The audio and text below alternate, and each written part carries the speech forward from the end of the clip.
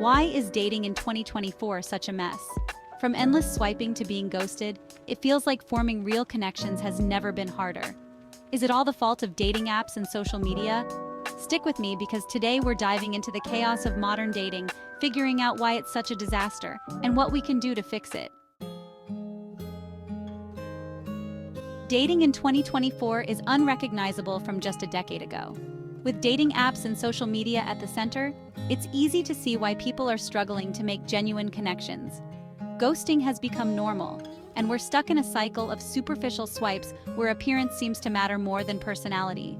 Plus, social media makes it look like everyone else's love life is perfect, which only adds to the frustration. It's no wonder so many people feel lost and disillusioned with dating. One major issue we're facing is the paradox of choice. With so many potential matches just a swipe away, it's easy to think there's always someone better out there, which keeps us from giving anyone a real chance.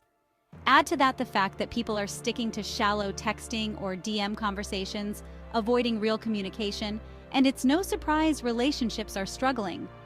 Are we just too overwhelmed by options to commit, or have we lost the ability to actually connect? The more I think about it, the more I wonder if technology is actually sabotaging our chances at love. We rely so much on apps and social media that we forget how to build real-life connections. It's like we've traded meaningful interactions for quick matches and instant gratification. I've fallen into these traps myself, ghosted, caught up in superficial chats, and constantly comparing my dating life to others on social media. And the truth is, none of it leads to real fulfillment.